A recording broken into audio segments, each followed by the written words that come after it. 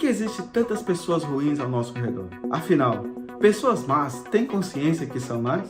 Esse é o canal Saída 27 e essa palavra é para você. Bem, pessoal, hoje a gente vai falar de um assunto um pouco chato, né? Pessoas chatas e pessoas que são extremamente desagradáveis às vezes. Gente que se envolve com violência, gente que às vezes é tão cega de ódio que acaba cometendo as atrocidades, os atos mais terríveis que a gente possa imaginar. E isso me faz refletir na seguinte questão. Essas pessoas, elas têm consciência que elas são assim mesmo, que elas são ruins? Elas fazem isso de propósito? A gente vê na Bíblia que o homem, desde o princípio da criação, já tinha essa natureza boa e essa natureza ruim. A primeira família, né, o primeiro casal, gerou 2 filhos, um assassino e o outro adorador. Você vê que Caim mata Abel devido à inveja, né?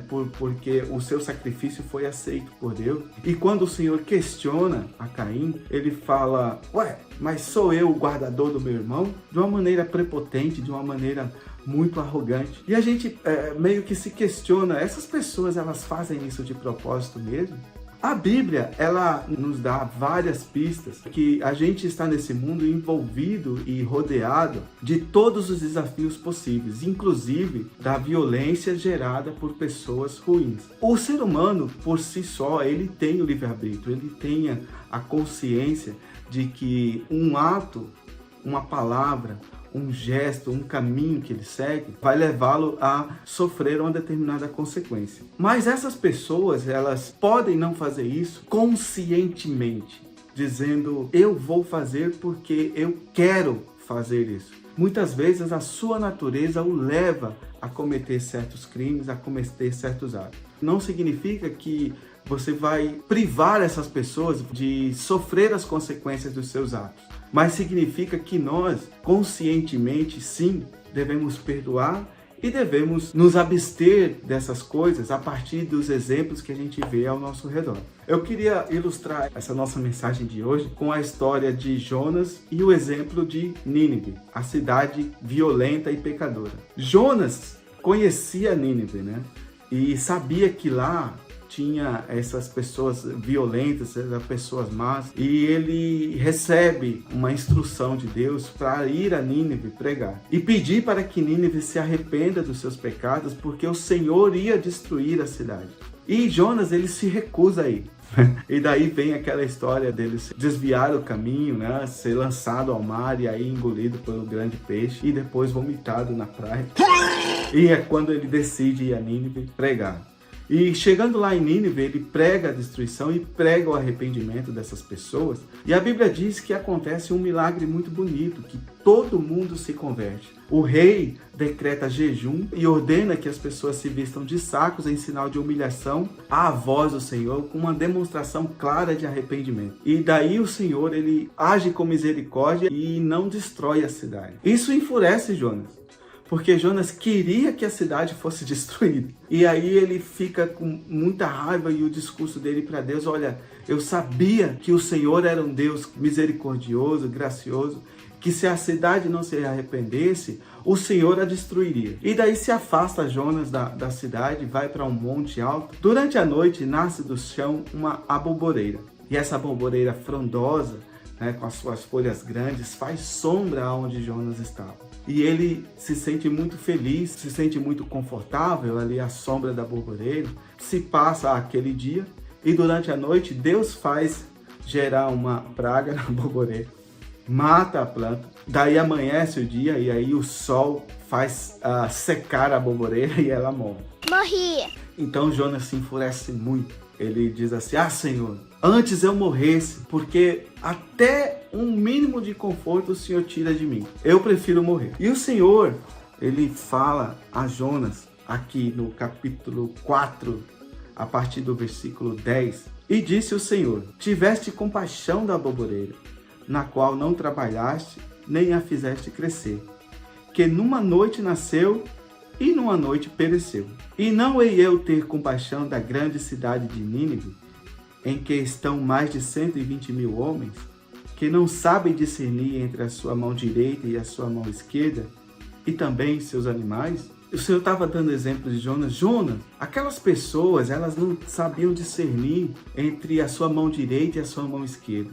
Dá a entender que eles não sabem discernir entre o bem e o mal. Eles faziam por instinto, faziam por sua própria natureza. Dando o exemplo da boboreira, que Jonas não tinha trabalhado para fazê-la crescer e que numa noite cresceu e numa noite morreu. O Senhor estava dizendo, eu tenho a história com essas pessoas, porque eu sou o criador dessas pessoas. Eu sim trabalhei para mantê-las, para manter a você, para manter a mim. O Senhor sim trabalhou e por isso que Ele tem misericórdia de nós. Ele tem misericórdia da sua criação. Ele tem misericórdia de você. Você que pode estar assistindo agora aqui esse vídeo, né, na curiosidade de saber se você é bom, se você é ruim. Tenha paz no seu coração, o Senhor te ama assim como você é. Seguindo assim o exemplo da Bíblia, o Senhor Jesus, no Sermão da Montanha, ele estava dizendo que o homem mau, ele sabe dar boas coisas aos seus filhos. O homem mau, como a ilusão que ele já tinha essa característica intrínseca a ele, ser mau. Mesmo assim, ele dava bons frutos aos seus filhos, sabe dar boas coisas. O Senhor Jesus também diz que todo aquele que vir a mim, jamais o lançarei fora. Examinando você mesmo, olhando para você mesmo. Quem é você diante do Senhor? Quem é você diante desse cenário? Será que você é Jonas, que se indigna por não ver o mal daqueles que praticam o mal? Ou será que você tem a visão do Senhor, que vê essas pessoas assim, pessoas que não sabem discernir entre a mão direita e a mão esquerda? A pureza do nosso coração faz brotar em nós o ato de bondade. Também os nossos olhos, como já foi dito, né? Da maneira que a gente vê a nossa realidade, assim a gente consegue tomar melhores atitudes, porque nós passamos a refletir melhor, tendo uma visão mais ampla, uma visão mais pura. Eu decidi gravar esse vídeo porque eu trabalho com vendas, eu lido com pessoas o dia todo.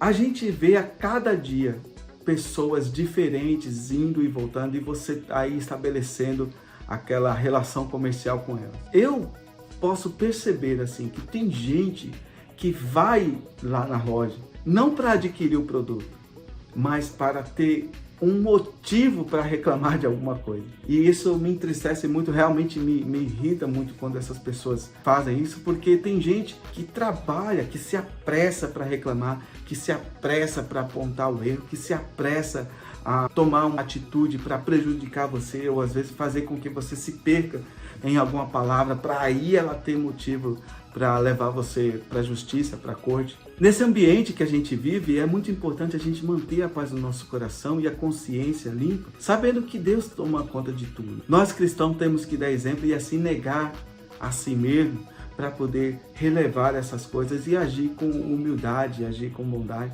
agir com compaixão. E existe a possibilidade de perdão para essas pessoas? Existe a possibilidade dessas pessoas se redimirem? Sim, existe a possibilidade sim. A gente vê que o ladrão na cruz foi crucificado ao lado do Senhor Jesus. Do outro lado havia também um outro malfeitor. E a Bíblia diz que num determinado momento, um daqueles que estavam ao seu lado reconhecem o seu erro. Fala assim, olha, nós estamos aqui porque nós pecamos e nós somos malfeitores. Mas este nada fez e vira para o Senhor e fala, Senhor, lembra-te de mim quando entrares no teu reino. O Senhor Jesus, ele ouve aquela oração e se compadece como aquele Criador, como aquela pessoa que está ali justamente para sacrificar-se e ser capaz de perdoar e limpar aquele que se arrepender dos seus pecados. Naquele momento, o Senhor fala, ainda hoje estarás comigo no paraíso. Porque foi para isso que o Senhor Jesus veio. Foi para isso que Deus mandou o seu Filho, para morrer por nós e assim ser capaz de perdoar todos os pecados. Basta a gente reconhecer e se arrepender. Apesar de que muitas pessoas, elas dificilmente reconhecem. Mas o Senhor, ele está sempre presente. Às vezes numa mensagem como essa, levando a você a refletir.